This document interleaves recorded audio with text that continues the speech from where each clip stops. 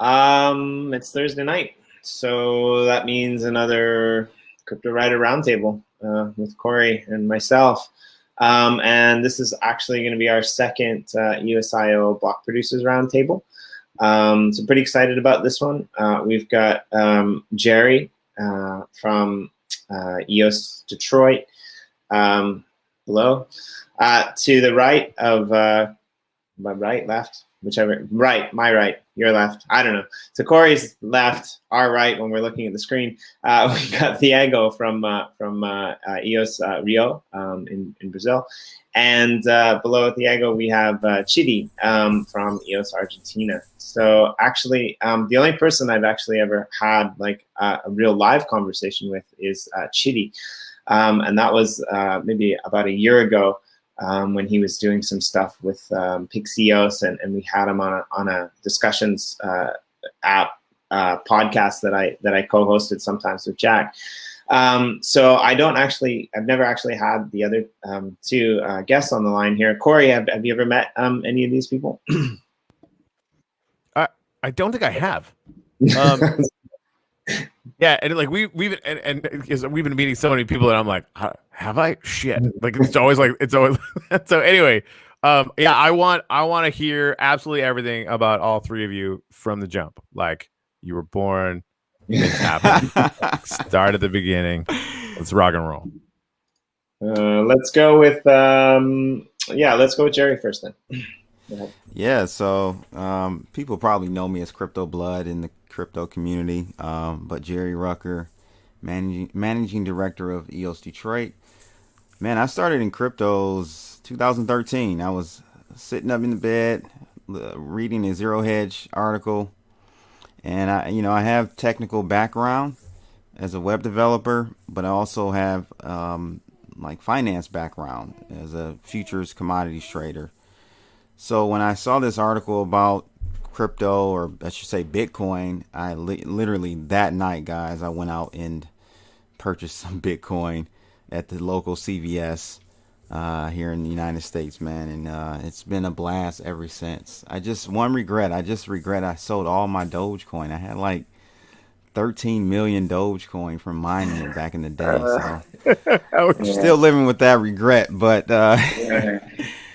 but yeah, it's been a pleasure being in this space. It's just opened me up to so many different possibilities, financially and just relationally with various individuals in the community. So glad to be here, though.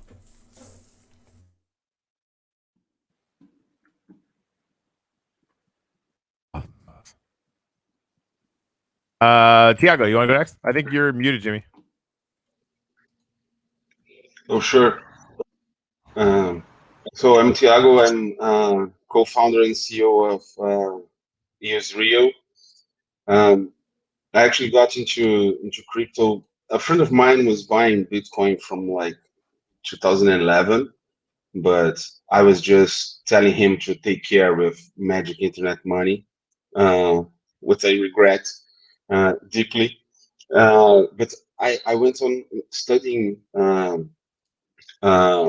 blockchain and getting involved after Ethereum launched the network. Actually, I was doing a PhD in social innovation, and I was always drawn to multi-platform business models and how this affects business landscape and the impacts that it have on how we govern ourselves from the lowest level, like in a company, from the highest level in like governments.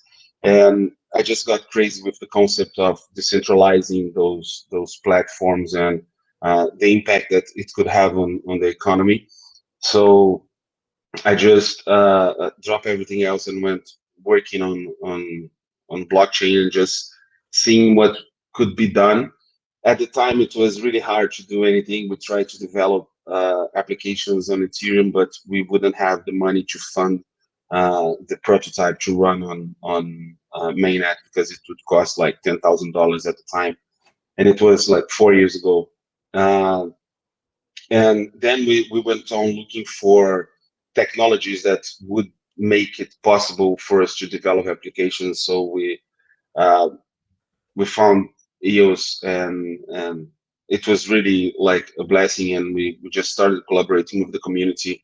And I think that this community sense that people are constantly talking to each other and trying to develop things. I think this is the great thing about EOS, and of course the base technology. So we are very much focused on the technical side, on the developer tooling on one hand, and on the other hand, on trying to develop business models that use blockchain and that incorporate blockchain.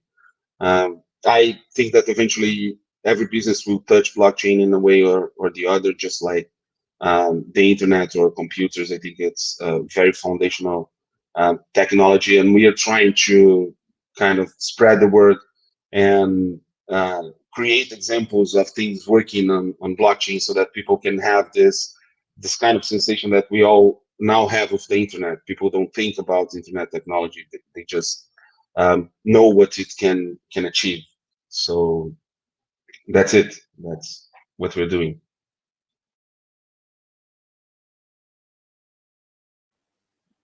Great, yeah. Great, thanks. Yeah, go for it, Chitty. Sure. Well, my name is Chitty. Actually, Chitty is my last name, like Chitty Chitty Bang Bang. It's like a weird last name to have. Well, my first name is Jesus, so that's even weirder, no? So I'll just call myself Jesus Chitty. So I started in crypto, same as Crypto Blood, I guess, 2013. Left Venezuela. I'm actually from Venezuela. So I left Venezuela to go to Spain. I lived in Spain, in Barcelona for a while. And it was the only way to move money out of the country. So, everyone was doing it. Like, buy Bitcoin with the local currency and selling it for euros. I also have a few regrets, bought Dutch, sold it because I thought it was silly. And now, joke is on me. I co-founded EOS Argentina. Actually, I know the guys from EOS Argentina when I came to Argentina 2014. There's like a really big move of crypto in Argentina, similar to Venezuela, mainly because of governmental restrictions. I think that's what kicked it off. And I just got to know the community. There's like a large community here, like a lot of businesses around crypto, like Rootstock, or they have like the Bitcoin Embassy or whatever. That's where I met most of the guys. Matthias, who was at the time working at Block One, he told me about EOS, and we just got together a couple of guys that came from BitShares and Steam. So we had some experience on depots, how to run a node, the things that you typically encounter. Well, now it's very well documented, but at the beginning, on BitShares time and Steam, it was just like a bit rocky. So we got together and we created EOS Argentina, also with this sense of community. Before the pandemic, we used to do, a meetup once a month, and just always trying to evangelize, crypto and EOS in Argentina and in Latin America, because we think there is like very good use for cryptocurrencies in third world countries. So yeah, that's us, and that's a little bit about me.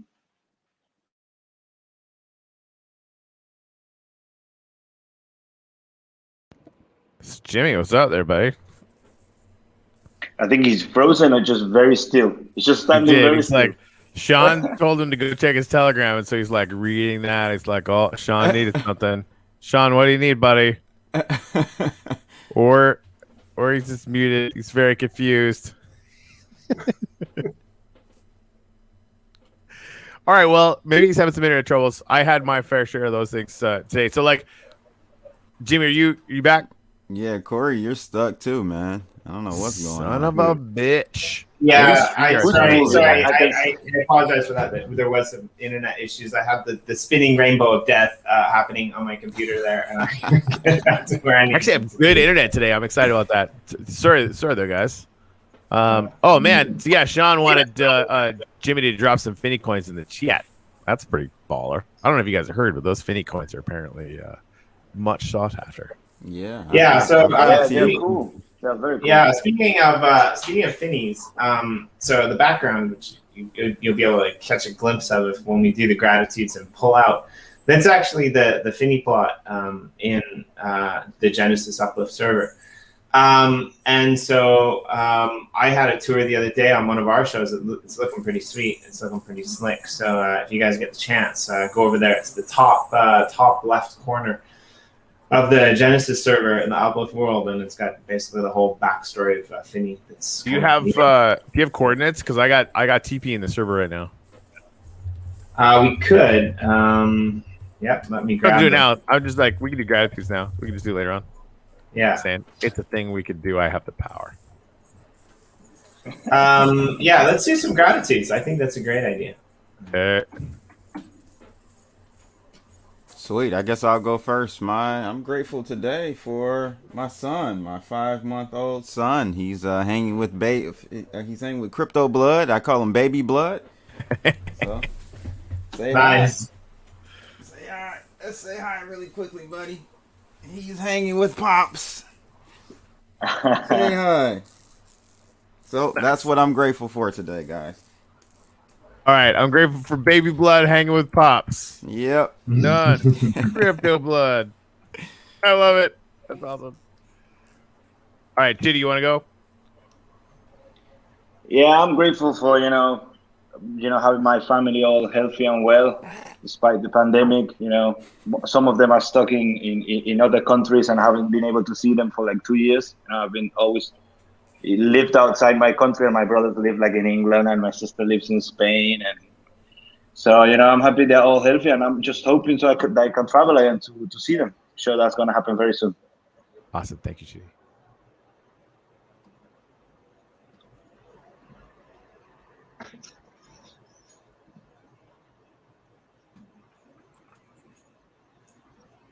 Cool.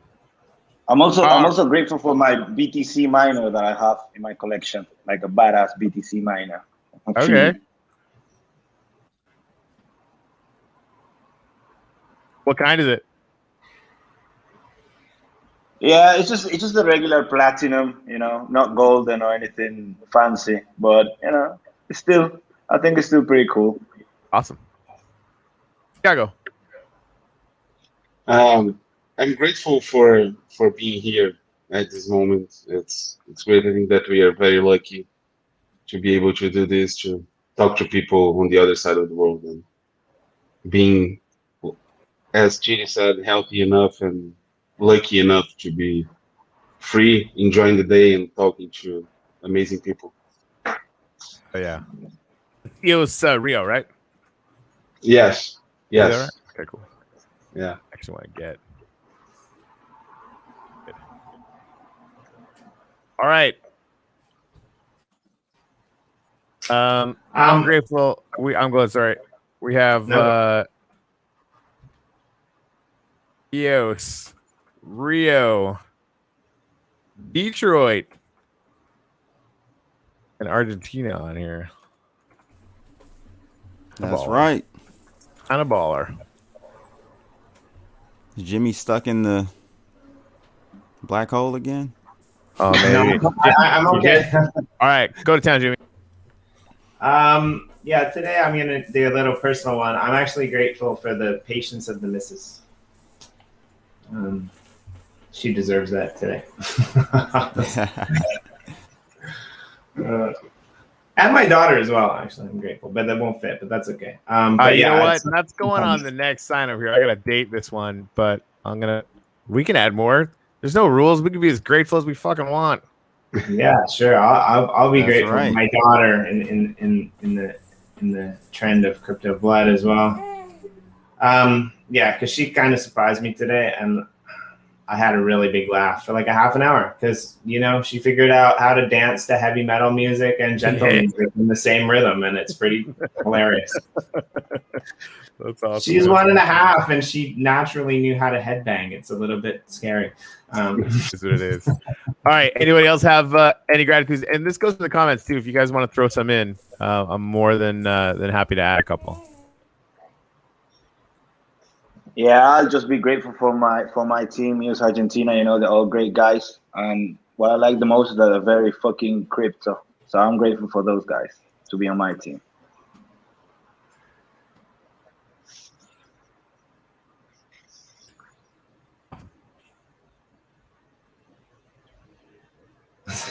Learn how to fucking spell. Excuse my French.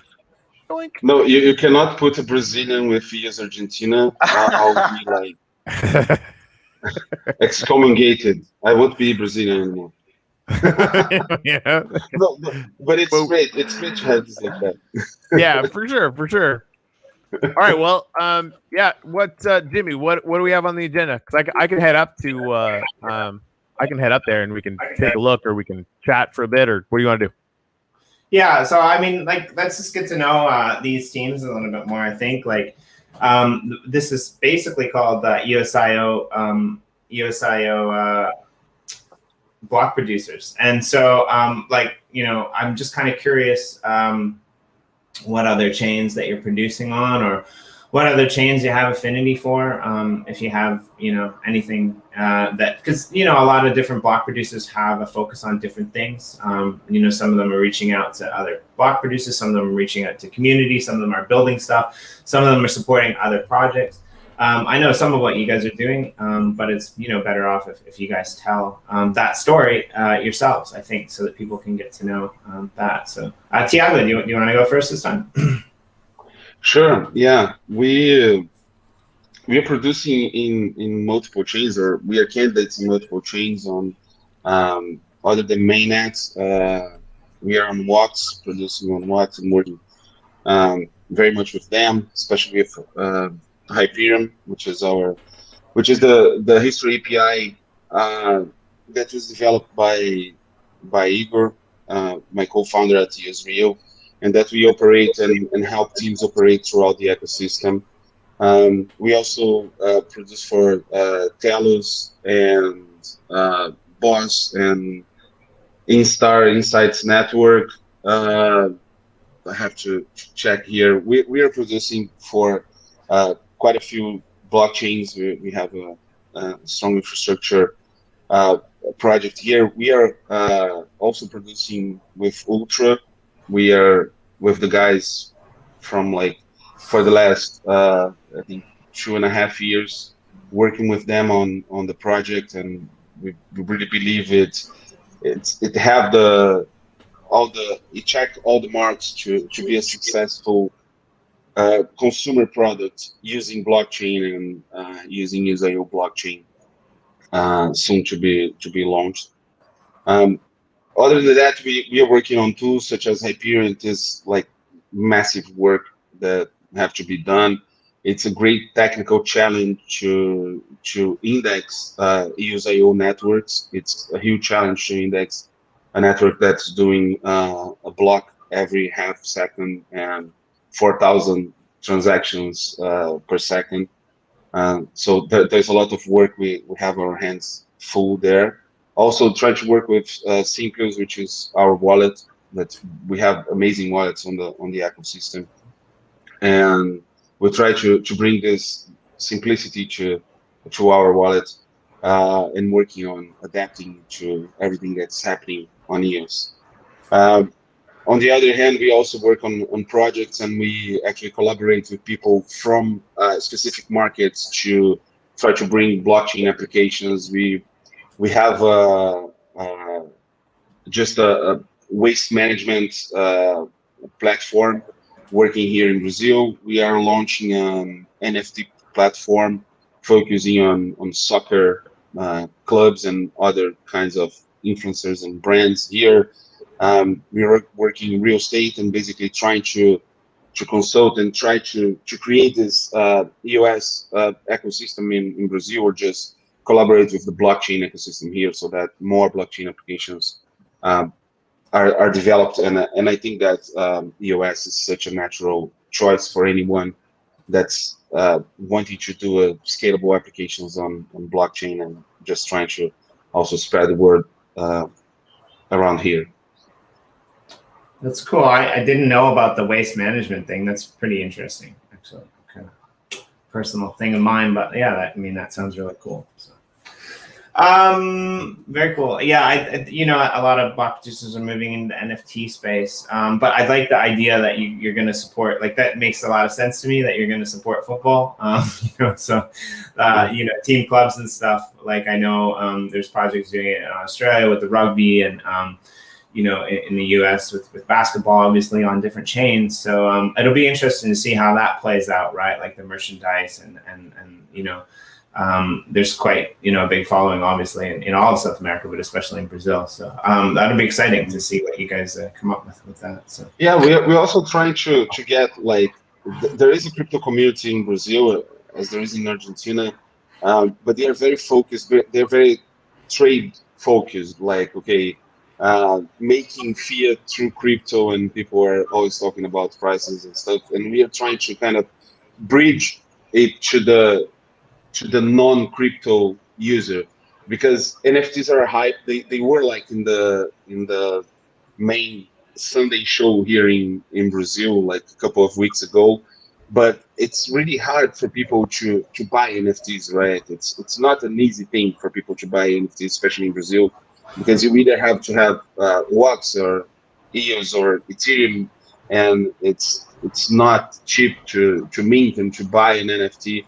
So what we are trying to do is kind of bring blockchain to the people through those applications, and try to abstract away blockchain complexity so that people can actually have contact and start working with blockchain. And just tapping into those communities, I'm passionate about soccer here and my club. So we hope it can have an impact here. Nice. Maybe we can do Chitty next, because I know you dabble in some NFTs as well. So sure, I love it how Brazilians love soccer, football. I love soccer, and I sympathize with Brazil. I hope Flamengo beats River Plate or whoever they play. Anyways, yeah, EOS Argentina. We've survived. We've been block producers since the beginning. Like EOS Rio and EOS Detroit, so we've been here for quite a bit. I think it's almost 3 years, I think. So a lot has changed and moved, and we like the lab approach, like research. So we focus a lot on research and building new tools, always like EOSIO compatible. So we have our GitHub, but everything is open source. That's one of our mottos. Apart from EOS mainnet, we are on other chains as well. I like what Telos is doing with EVM and trying to take it to the next level. Big shout out to Douglas and everyone working there. Justin, they're doing fucking great work. And we're on other chains as well, like Proton. Said also is also kicking some butt there. But mainly what we try to do, because we're a small team, we try to research something and we do it and we put it open source, and so it can be on many chains. One of that was AMM protocol, like Uniswap, and that's evodex.io. It has no protocol fees, no liquidity mining and stuff, but the protocol is there, it's live on EOS mainnet. I think it's also on Telos. And I'm sure many other chains have also cloned it and launched it on their chain.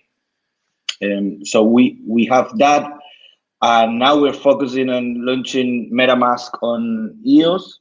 It is live on the Killing Network. You can already try it out. What we're trying to do is to make it simple to the broader crypto community to join EOS. MetaMask is a wallet that everybody knows and uses. So we created kind of what Binance Smart Chain did, where you can just add a new chain on the MetaMask settings, and then you will be connected to EOS mainnet or Telos or Killing or whatever. For now, we are on Killing. We are currently doing the audit. We're waiting for the audit report, so that we can launch it on mainnet. We do quite a bit of stuff. We kind of like seeing what's needed and what we would like to do, and always asking my team what you guys motivated them doing. We also have like a small, very modest NFT gallery, because we saw there was a lot of Argentinian and artists around the world that they were like, okay, NFTs are cool, but there is like such a ecological effect on Ethereum. Also prices are very high. So we're trying to onboard artists that are ecologically friendly to EOS through the Atomic Hub, and that's the Nifty Offset gallery. We launched one collection, and we're planning to launch some more. We also have done help onboard the IDB, donating together with EOS Costa Rica, also EOS Rio, and EOSIO testnet, so they can actually test out and see how powerful an EOSIO chain can be. So yeah, we do as much as we can, everything open source and very community based, and that's just like the center of our goal, I would say, and that's pretty much what we do. And we try to be nice and spread love to everybody, so it comes back and we stay in a paid position. Nice. Yeah, thanks for that, Chitty. And yeah, you were actually one of the first people I was ever on the line with, like vocally, without image, and I really enjoyed meeting you that time. And I still think that you're just a really interesting person, and you do a lot. Not to undermine anyone else here, I just haven't met them before. I guess he's angry at me.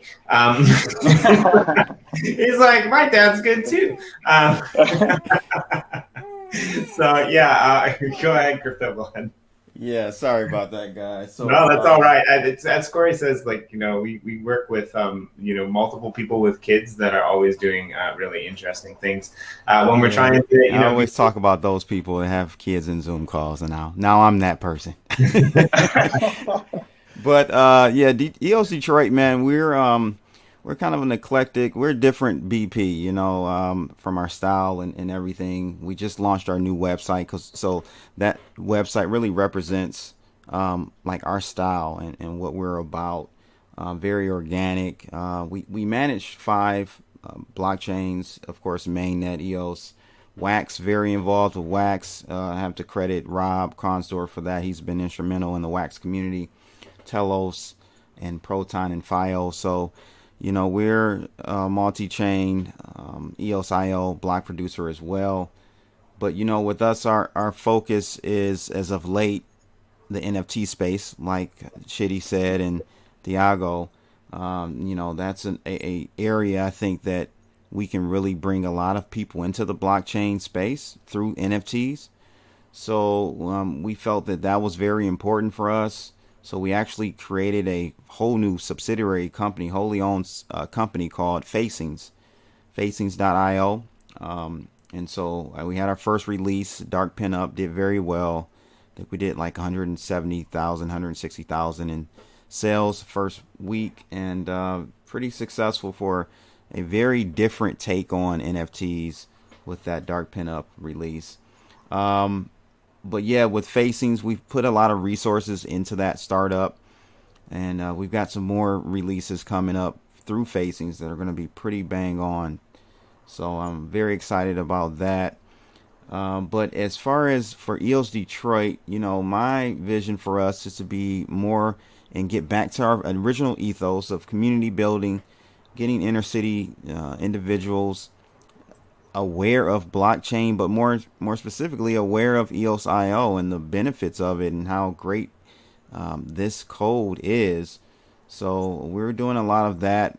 We've got a potential partnership with a very big nonprofit here in the United States, where we'll be possibly doing some NFT classes and blockchain classes for individuals in that organization. So we're just trying to get more in the community, grassroots, spread the word. It's EOSIO. We have a PR problem, and hopefully we can fix that from the local standpoint and really let people know how great this is. Man, I think we have a few PR problems, right? Like nobody beyond EOS likes EOS, and I know. Like, some of the best chains, they don't want to, promote that they're actively on EOSIO because they don't want it to be to their detriment. So I think in time things will balance itself out a little bit, right? but I like the social aspect of it. I like the charity aspect of it. I mean, Gener EOS, where I kind of call home, they do a very similar thing. So I'm actually excited to see that, because one of Corey and I's favorite people actually is Darren from Graffiti Kings, and that's essentially what they do in London. Is they use art and use NFTs to be able to help the communities and the underprivileged kids. And it kind of seems like Thiago's doing a similar thing with the waste stuff. So I like these kind of what do you call them, like local community incentives. And I know from talking to Rob that like Rob was big into that from the early days, and so like you said, back to the ethos. But I think, yeah. So I guess this is a good question maybe to ask now. Like, what are the advantages of EOSIO for your localities? Because you're all in really interesting positions, I think, right? Like, even though Detroit is, stateside, I mean, they've had a lot of problems in the last decade or two, right? Where basically industries were wiped out, lots of issues. Argentina and Brazil, they're kind of semi-developed, but they're having issues with inflation and things like that as well. So like, what is the benefit of EOS for your local communities? Because it kind of seems like a lot of you are community driven. Anyone can answer that. Feel free. I would just like to say that I love facings. I bought yesterday one pack and opened it, and the photos, they're really amazing. I really like it. The artistic view of it, it's nice. Congrats on that. Thank you. Got to give a lot of credit to Lars. He's kind of the chief creative officer behind that campaign, and he's awesome. Definitely.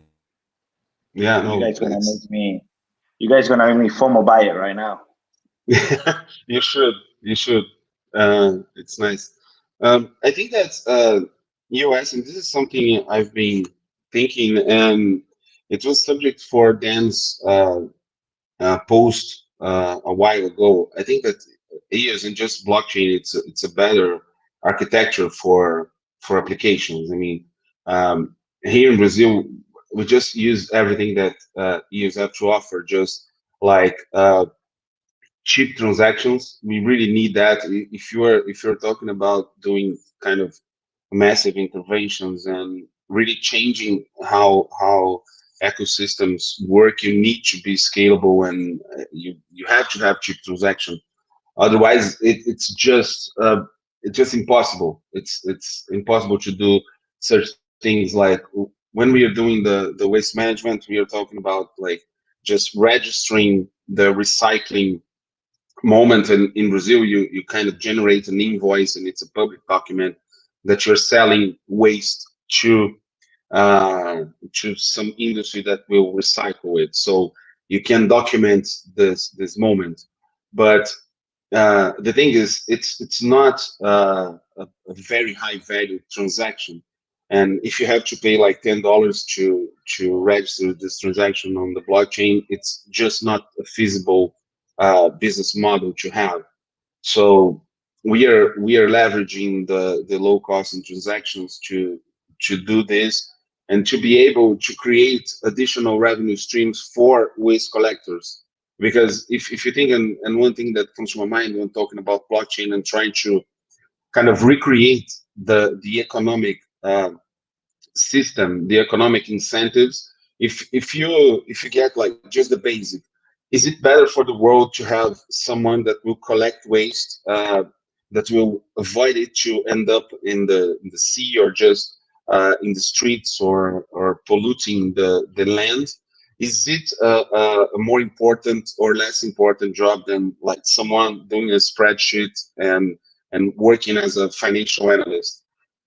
This is, I cannot even compare. It's much more important to have people taking care of the planet than to have someone updating a spreadsheet.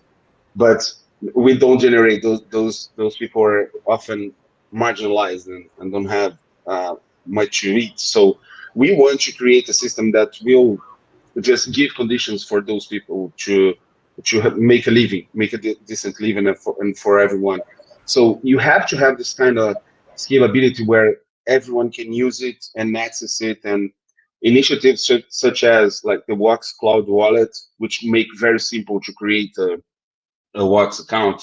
And this is something that people just say, oh, it's so easy that I can get my employees to do this and to create an account, because they have a Google account, and then they just put the Google account and they have a Wax Cloud Wallet, and they have how to interact with the blockchain and how to leverage this kind of opportunity.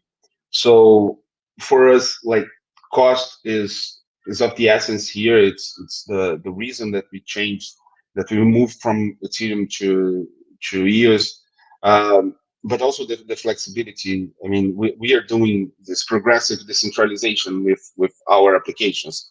Like, I will not just get a contract and the first version of the contract and put in the world and say, okay, I will never change it or do some tricky stuff to make it upgradable.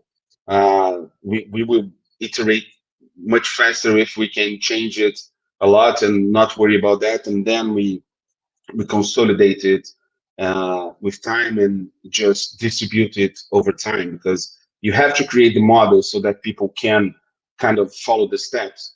It's not something like build and they will come, especially building something that's complex. So I think the cost and the flexibility and just the scalability of use is what will work for applications that are not like of huge value. I mean, you only pay $20 a transaction if you are making like 200 or expecting to make $200 out of the transaction, and this is not the reality for 99% of the people in the world. Well, unbeknownst to you, you just booked yourself an exclusive interview with me at some point, because like I'm kind of a big fan of garbage, but I'm not. But yeah, we'll talk about that at a different time. But yeah, like I think like that's a really important issue that you made, though, right? Like, you know, all of the volume on, or a lot of the volume on DeFi is on, you know, Ethereum right now, but like that excludes so many countries in the world, and even like such a large population, like young people, people who want to be like artists. Like I guess that's probably a big problem that you're dealing with, Crypto Blood, and probably something that you saw as well back in like in the Pixios ecosystem too. Chitty is like, you know, a lot of these up and coming artists, like you can't afford that, you know, $200 just to mint an NFT or mint a collection on EOS, depending upon the gas fees, right? So, like, yeah. I think, yeah, sorry, go ahead. Yeah, no, I was gonna say I agree with Thiago for sure. It's like, you know, in the inner city, it doesn't even have to be inner city. Just like you said, 99% of the world cannot afford to spend $50, $100 to do something on the blockchain. It's just insane. So lower costs, faster transactions, and eco-friendly, right? We don't talk about that as much. The DPoS consensus algorithm is much more eco-friendly than, let's say, Bitcoin or Ethereum. I think by like 66,000%, or not percent, but 66,000. I was just looking at this data. It's almost 200,000 times. It's 200,000 now. Okay, it's so absolutely insane. It's insane. So I think in my case, it's the eco-friendliness and the low cost would be two things that I think is, you know, a reason why we're really pushing for DPoS and the EOSIO blockchains. Yeah, for sure. Well, yeah, I agree with what the guy said. You know, coming from Argentina or Latin America, we've had like a lot of communities approach us, you know, because they want their own token for whatever reason. So we're also quite big, especially my co-founder Matthias is quite big on complementary currencies. And, you know, we built monedapar.com.ar. Actually, he built it on BitShares, and then we helped them transition to EOSIO because it was like a better model for all the reasons that you've said before. But yeah, I think EOSIO tokens is great for communities and community currencies, like Thiago is doing, which is doing a great job with garbage. You know, there's also a similar project here in the north of Argentina, where, you know, and it's actually like the city is promoting it, where, you know, they recycle, and if they recycle, they get back a token. and that's actually running on Killing right now, and we're going to port it to EOS mainnet. They get a token that will help them pay taxes or whatever. So all these kind of like communities need these solutions that are affordable and easy to use. So yeah, I think it's a very interesting point, and it's something that we've looked at before. It's probably not like the most. I'm not sure about the business model behind it, because you will need to get funding from social impact VCs or whatever. But the actual need and the solution that EOSIO provides to that need for those communities is actually quite cool, and something that we've been into for a while as well. Yeah, and like the environmental impact, especially with wax, is pretty insane, right? Like those recent articles that have been coming out, and something that we're kind of involved in now is like that carbon neutral blockchain aspect, right? And now with like Yoshi drops, basically a big percentage of the profits goes towards planting trees to actually make it like carbon positive, right? So the ability of these better operating, cheaper blockchains. Sorry, I was lost in my own thoughts about Elon Musk tweeting about energy consumption, but yet owning like some of the largest, renewable power plants in the world. But like, yeah, right. So the benefit or ability of this is pretty spectacular. So. I wanted to ask one more question that's kind of on a different topic, and I just was wondering, like, because now all on the mainnet, like all the rage is essentially the Eden, and the next kind of phase of Eden. The first one's over. The next kind of phase of Eden is coming up. I just wonder if like any of you or any of your people in your organization are part of Eden, or what your thoughts on it are. Like, this is a positive boon to the EOS mainnet in general. Do you think it will, shake things up? Do you think we'll have like any side effects that people might not know?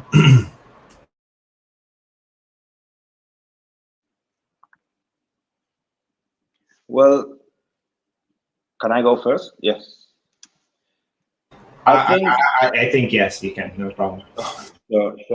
Yeah, I think like what I would like to say about Eden first. I think it's very interesting, and it puts us in a unique place where I believe we're the only blockchain trying to do this, and it brings back a lot of memories of what blockchain communities or crypto communities used to be back in 2013 to 2014. Where you had all these coins and very close communities. You all knew the Reddit moderators, and it was. I think that essence is there, and I think that's really cool. It's coming along quite well for being quite a complex thing to do. The whole process, the whole election process. The practices and whatever. On our team, it was always like a personal choice. Like it was always like I think BPs and Edens, they are like two different institutions, kind of like law and the president or the Congress or whatever. Matthias actually got invited by Dan, so he's part of the Genesis, and he's actually already auctioning his NFT and stuff. I would also probably like to join, and I'd rather be there than not be there, but. Like I said, I think it's going to be and it should be like a parallel governmental institution, that's going to be parallel to the BPs. BPs will be signing multi-sigs. Eden community will be discussing and funding other projects that BPs can't do, and it has been proven that we can be everywhere, and so I think it's like a good third arm to the EOS mainnet ecosystem, and I applaud the work that people like Luke Stokes is doing, and of course Dan and even Ives, everyone that's really promoting Eden, because it is a lot of work. It's especially Spanish community. I see Spanish community is having a dry run or had a dry run last week. So the Korean community is getting together. It's quite like an amazing social phenomenon to see. So I'm quite excited about it. I'm not, hoping for the best, of course, but we've seen that in any political play of organization, there is going to be, there's going to be bumps. The road is going to be rocky for sure. But I think just what is trying to be done is worth doing. I think that's just great. I'm just excited to see what comes out of it. Yeah, I think it's really interesting that you can have different languages like running in parallel to one another. But yeah, sorry, go ahead, CryptoBlood. Yeah, I was gonna say I agree with what Chitty is saying, and for me, I was able to participate get into the second round with the test run. It was just wonderful experience going through that, and I just applaud Dan Lemmer for coming back to the community and getting involved in that manner. I thought that was great of him to do that. And I also think that the whole Eden experiment, whether it works or not, is just a great trailblazing exercise for us to figure out what we do from here. If at the end of the day it doesn't pan out like we want it to, I think pushing the envelope is important in blockchain. And what better way other than to use blockchain to leverage and use that to create some type of governance model? We need that. We saw in the United States what the elections and all that stuff. So it'll be great to see something really concrete come out of this Eden experiment. So I'm excited about it myself. Yeah, I think it's going to be really, really interesting. So if you guys don't mind, actually, I think we're going to go wander around the Cryptowriter plot and check out some of the stuff that's going on there. But we'll keep the conversation going if that's okay while we do that. And just see, what the Cryptowriter team is building. But yeah, sorry, Thiago, what did you want to say?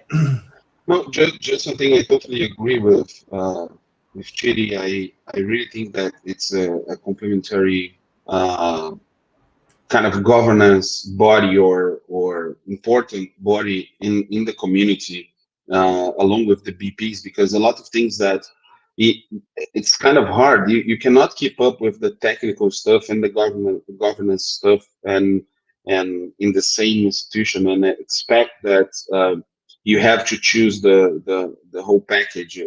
Those are different things, and you should be able to have broader participation on governance matters that doesn't demand someone to be a technical person that can run a block producer or just be a block producer candidate. I'm actually writing my not the profile but the introduction to Eden, because I've been talking to people on Eden, and I really think it's a great just a clever solution for the governance problem. I was a fan before Eden. I was a fan of just randomly selecting representatives instead of voting. I think that voting is really flawed technology for governance. It's a bad system. It's a system that that just have adverse selection all over it. And after a few iterations, we get what we have right now in most democracies in the world. And I think that just doing like randomly selected groups that will discuss proposals and choose someone to represent them, I think it's a very elegant solution, and really willing to participate and give it a try. I think that at some point the country should run on the Eden technology. I think that there are a few things to evolve there, but I think it's really great. I hope I can participate on the next round. Yeah, like I think it's going to be interesting to see how this flies. So I kind of want to ask the other question too.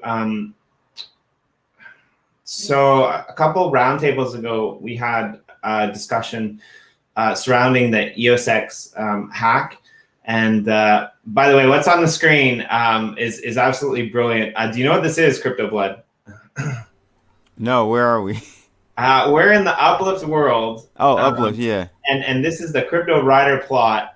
And this is a desk that somebody you know sits at in real life. Who is that? It's clearly designed to look like Lars's desk, and it is Oh, it is. a Wow. Mazeballs office. It's really So good. good. It's so That good. is hilarious, man. If you haven't checked it out, go to the Cryptowriter plot. I think you can find it, like the coordinates are, like I said, the top. Yeah, it's 1200, 100. You don't want to go all the way to the corner. Okay, sorry. Yeah, you go to 1200, 100, 1200, 200, and you'll be able to get here. There's so much going on too, and it's clear this is under construction up the wazoo, but they've got a lot of This is stuff. amazing build. It's just absolutely Unbelievable. This is Yeah, nuts. it's gonna be really good. That is so funny. But yeah, it's there's some great builds. So yeah, in answer to the question, somebody's in the comments said, "Is this a game?" Well, this is actually the Uplift .world metaverse. There's a variety of servers that it's basically a NFT powered blockchain metaverse built on a Minecraft level. Or utilizing a Minecraft level. It doesn't have to be, it might not always be, but for now, that's where we are. And yeah, please go check us out, the Uplift .world, and check out the Cryptowriter plot and all of the other plots, because there's some pretty amazing stuff happening. Some pretty amazing builders. So. Yeah, so with the EOSX hack thing, right? One of the panelists, John, actually mentioned on the show that maybe there would be that potential of the EOS Eden to be able to have a say in what happens in the chain in this case, right? Because there were a lot of people that were kind of outraged about that situation, and we don't need to know what your take on it, what your vote on it, if you don't want to mention it. But what do you guys think about that? Is there as block producers, right? As people who signed into this system because of DPoS to be able to have a fair vote metric and system whereby decisions were made, and then looking at some of the issues that may or may not be affecting you, but do affect some block producers, potentially. What do you think? Should Eden have a voice when it comes, a voice that actually can be validated, as opposed to just a voice? I don't know if that question made sense really or not. Yeah, but. it does. It does. I think it's a really interesting point that you're bringing up. It is important always. It is always important for BPs or any validator to listen to the community, for sure. So in that way, BPs should have a communication channel with Eden representatives. That does not mean, or at least not, I haven't seen on the plans, that they will have the power of signing an MSIG. The MSIGs will probably be still signed by the top 21 BPs, and those are the ones that ultimately decide. In theory, if a top 21 BP does not do what the community wants, he will lose votes and get out the top 21 position. That's how in theory everything happens. We know it's not always like that. There is a lot of other interests and money exchange and all the stuff that makes you a top 21 BP. But I am hoping that the Eden community representative have enough voice power to influence what happens on chain, because if they don't, then it could be trouble. I don't like trouble. So I'm just hoping that they do have enough influence to influence, what M6 gets signed or proposed. Let's just hope for that. Yeah. I don't think that Eden should, or at least at the current design, I don't think that it should be something subject to Eden in general. on the episode, I think it what was done kind of had to be done. I think it was a massive kind of loss. It would be a massive problem. But I had this kind of line of thought when going to the first EOS Community Conference in Seoul, and we discussed a lot of governance there. And I went there with that in mind, that okay, it should be governed, and there should be this level of authority to do this kind of things. But I changed my mind there, and I think that it should be opt-in in terms of you can have this kind of procedure, but you should try to contain this as much as possible to a kind of private enclosed, like, okay, you are working on this kind of application, on financial applications on EOS, but you could have like some insurance company that would make people whole, or just have some mechanism that would prevent people from getting the money out of the system if the system was hacked, and have kind of other kinds of security around the applications that would not demand you to reverse any on-chain transactions. I think that this is, I don't think it's a great problem doing once, but I think it's a problem doing it all the time, and we should try as much as possible to find ways that does not touch the chain to do this kind of things. So I'm not against what happened in the episode, but just as a general perspective from, and this is a personal point of view, I don't think that you're not electing someone on Eden, and I think it was great to have this first round where the guy with a project was the one that won the thing.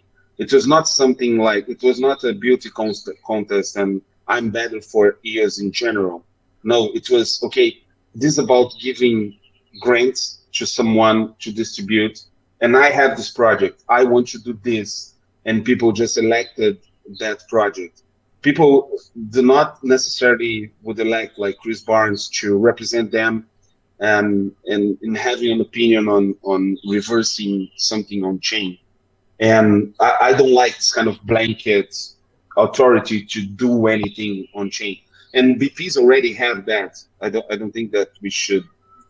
Maybe Eden could be one more signature there, but I don't know if that's the responsibility that we want those people to have. Yeah, I think that's a really fair point. Sorry, but yeah, it's a fair opinion to have. I thought it was interesting, because everyone was kind of quiet about it. Nobody was really saying anything, but then Dan came out, and made a couple statements that people read into. But yeah, did you have anything that you wanted to add, Crypto Blood or Corey? Because I know you're a big fan. Yeah, I mean, the other guys really make some great points. I would just say, like, I think that Eden at some point could be another layer of checks and balances for the BPs. Is that now? I don't think so. I think there needs to be, of course, more development around that ecosystem and how things should be planned out. But I am, just as a side note, I'm going to have Chris Barnes on my channel tomorrow, actually. So that's going to be a great conversation with him. I'm excited about that. But yeah, I mean, Eden, again, I just think that at some point down the line that it could be that additional layer or checks and balances for the BPs in some form or fashion. So we'll see how that all pans out.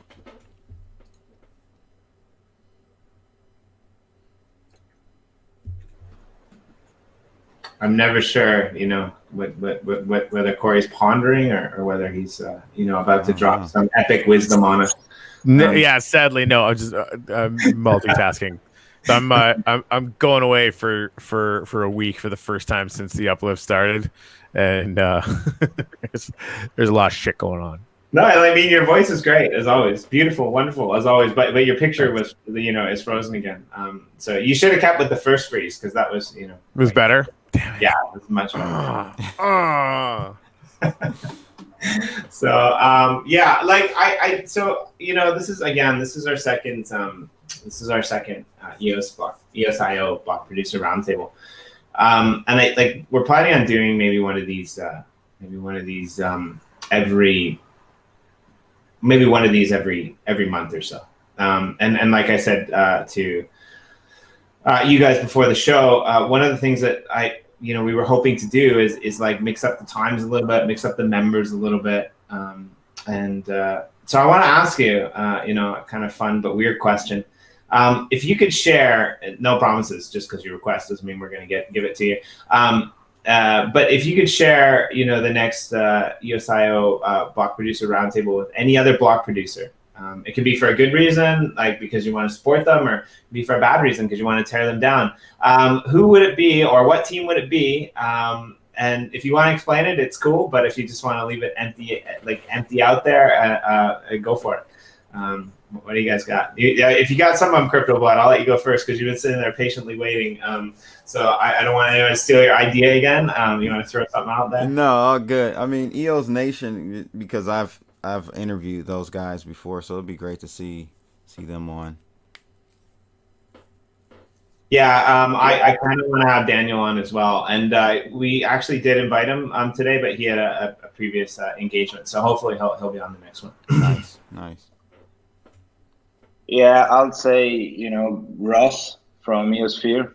He always has a lot of interesting to say, or maybe Michael from EOS USA. He's always a funny guy to have on a show like this.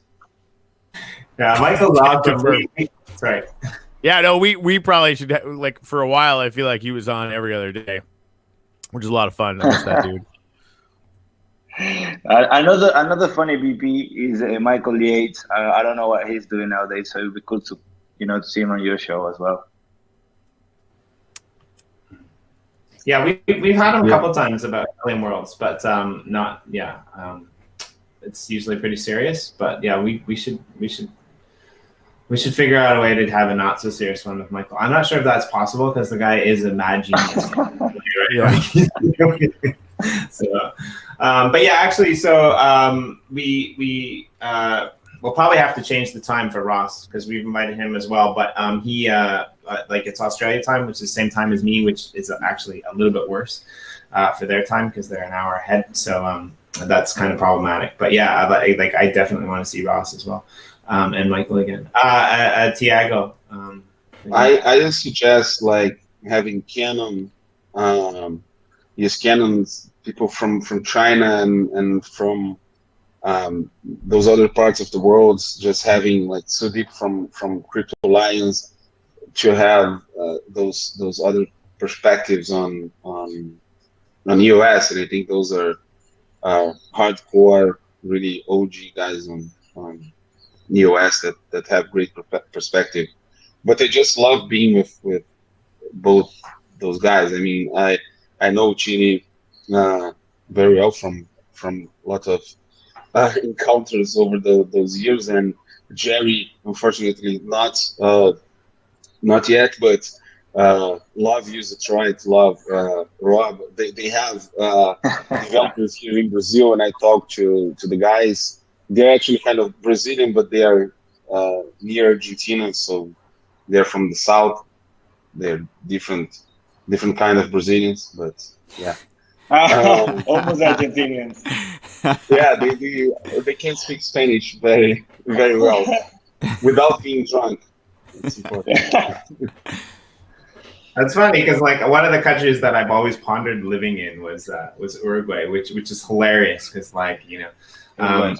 Yeah, I don't know why, but it kind of seems like seems like I could hop across the border to two amazing countries. And I've heard that the president sometimes drives a tractor to work, so that's pretty cool. So Corey, how about you? Who do you want to see on our next EOSIO Block Producer Roundtable? I want to see Adriana on, and I just want to get some popcorn and fucking a helmet, and just be ready to rock and roll. She's hardcore. Yeah, She's she's like, hardcore. it's been I'll great go for watching. that one Like, as well. she's just like, she had a bucket of fucks and then like dumped them out, and now she Yep. has no more fucks to give. Yeah. And I'm here for that. I think it's great. That's cool, yeah. That's I'm awesome. digging it. Yeah, for me, you know, I want to change the time one of these times because Thiago's right. Like I want members from my team and Genereos to be on there because they do a much better job at explaining what we do than I do. And those like Asia as well. It'd be nice to hit up some of those like EOS Canada. I've never met them, and I live in the same country, I believe. You know. And I also want to get Rohan from EOS Authority back on. We had him on an exclusive, but I really like what those guys are doing. So yeah, I mean, I'm gonna watch this back before the next one, and we'll see. Like maybe we can pair you up with some of those people. Thiago, you're gonna have to get up super early, man, or they're gonna have to get up super late. I don't know. It's like a 12-hour difference. I'm cool with that. I have 2 kids. I wake up at 5 a.m. And multiple times during the night, so we can find this a lot definitely. Morton, Matt D wants to know if these block producers are for or against Eden on EOS. I think my take from it was that like you're totally for Eden on EOS, but like you're not for Eden on EOS usurping the block producer model. If I got that correct. Yeah. So do you guys have any questions that you'd like to ask each other, or that you'd like to talk about? I didn't know you. I did know that you had a show, Crypto Blood, but I kind of forgot because you're kind of like the newer face of EOS Detroit now. Yeah. You're kind of moving into that new position. So congratulations on that. I'm totally excited. I mean, I want you to come on our show. I totally want to come on your show too if you'll have it. Yeah, I'll definitely have to have you on for sure. Yep. That's a great radio voice. I love it. But yeah, do you guys have any questions that you'd like to ask Corey or me or anyone else on the stream? I want to ask Crypto Blood if they still have plans for the community conference in Detroit, because we're doing that on 2020, and of course it didn't happen. I don't know if you guys are doing this year or the next. I think it will be awesome. Probably next. Yeah, probably next year. Of course, the pandemic came around and messed everything up. So we're planning that for next year for sure. We're going to have a lot of events locally, though, smaller ones during the summer. Things are starting to open back up. So, but that particular one, we're going to plan for next year. Awesome. Great. Also, I just followed you on Twitter, Crypto Blood. Yeah, but if you could leave, maybe your Twitter or your channel, so we can all catch your shows as well. That would be cool. Yeah, it's just if you search Crypto Blood on YouTube, and then my Twitter is CryptoBlood_. So yeah, check me out there. I've had Brock Pierce on a few times. Like I said, I've had EOS Nation on. Couple interviews, bigger interviews. Andreas Antonopoulos I've had on. So, is that a 3D printed Finny? No, this is a cause statue or figurine that I have in my studio. Yeah, so 2 weeks from now on Wednesday, come on our Media Moguls channel because you sound like a regular Media Mogul, actually. Hell yeah. Seconded aggressively.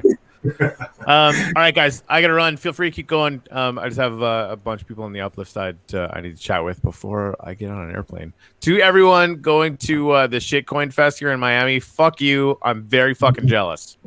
God damn it. When Ken first told me he was gonna do that's my guy. Yeah, I freaking love that dude. When he told me he was gonna do it right around then, I'm like, dude, I know it's just for me, but fucking move it. Just move it. Just move it a week. He's like, yeah, no, we can't do that. Anyway, I can't wait for them to plan it next year. I'm going to plan my whole life around this thing. Everybody, please have a whole lot of fun. I know you will. It's going to be super fun. And yes, I hate you all, and I'm very jealous. All right, Corey. Take care, man. Cheers, guys. Take care, Corey. So yeah, are any of you guys going to go? Like I know Luke Stokes is there with FIO protocol, which is built on EOSIO. I hope it's okay that we say that. Like we're kind of big fans. They've got some issues that they're working out. I'm not sure who else is there. I'm sure Wax is going to be heavily represented. Yeah, are you guys going, or are you planning on? Have you sent anyone from your teams or? Yeah, we've got our former CTO, EOS Detroit. He's now the CTO of Facings. He'll be down there. Charlie Dumont will be there, and a couple of our other staff members as well. But yeah, Charlie will be down there representing. That's great. That's great. No, sadly not. I would love to. I really love to, but no. So they have this thing in Japan where I live, and I mean it's relatively expensive, to be honest. But I think it works out to about 5 months or so, and it's called a peace boat, and they do it every year. And you pay like a sum of money, and you get on the boat, and they basically take you around the world. Right? Like they stop at some cool sites. They go through the Panama Canal. They go south to Brazil, and Argentina, and like dock at Buenos Aires. A lot of times, sometimes they stop at Easter Island. Right? They usually stop at Hawaii, Hong Kong, these big ports, and it's just a 5-month trip around the world. And so here's what I think we should do.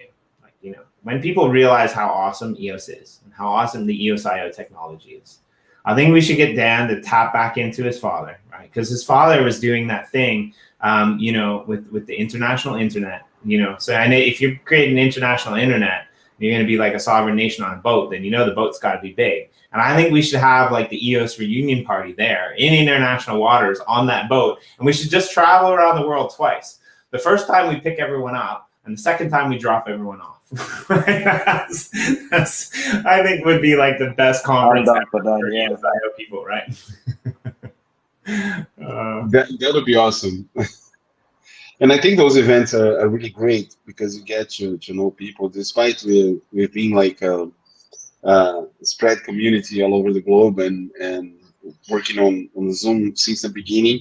It's just awesome when you are like in person and can just talk to people. It's great things happen on those events. It would be awesome to have a ship. We will have to have like some pandemic measures or something like that. I mean, we cannot. I don't know how it is with Chitty, but in Brazil we cannot get to the US without doing like 14 days of quarantine somewhere. So it's kind of the same. I haven't even looked. I will look in the future. I haven't even looked, but yeah, for sure, it's probably something like that. Yeah. But yeah, I think let's see what happens next year, right? Because I think it's going to be interesting, right? And as dark as this is to say, I think a lot of what happened with this pandemic, we kind of, in a way, do owe the attention that the real world is paying attention to in the crypto space, right? And I feel really sorry, and I feel really bad for anyone who's been affected. And that really sucks. So please be careful. But at the same time, good things have appeared that show us how messed up the state of our world really is, right? I mean, like it shows us that governments will just print infinite money, right? And I mean, potentially we could do that, like we do. The EOS is an inflationary currency. I mean, it's less now than it used to be, but it's controlled, right? It's not just Dan Larmer sitting there saying, "Oh, I'm going to print a bunch of EOS," right? Which is essentially what happens, right? And so, essentially, I think what we have in the modern world now is this race to the bottom. It's the race to the bottom in everything. It's the race to the bottom in transparency. It's the race to the bottom, in a financial sense. It's the race to the bottom in all of these many different ways, right? And so I think now is kind of the perfect time for blockchain. And I think, personally, that EOS will get over this bad rap, and we will go back to those glory days, what Chitty said earlier, where he kind of started in the system, right? Those founding block producers. It was a totally different time. Right. And so, yeah, I'm pretty excited. Morton and Matt D, I'm going to totally change the topic here. You and I need to have a conversation because, like, you're always here. You're always hanging out. And, like, Japanese landscaping company, I'm a permaculturalist. Let's have that conversation on there sometime. Because that would be pretty awesome. But, yeah, I'm going to let you guys go unless you have anything else to say because I know you've got, probably important things to do. But please come back. Please come back to another roundtable sometime in the future when we mix it up. And please come, visit us over on the Uplifters channel. And to all of you out there watching, thanks always. And please come over to the Crypto Finny plot and look at this amazing build the Cryptowriter plot and look at this amazing build that they've created because it's just absolutely epic. And stop by other plots too.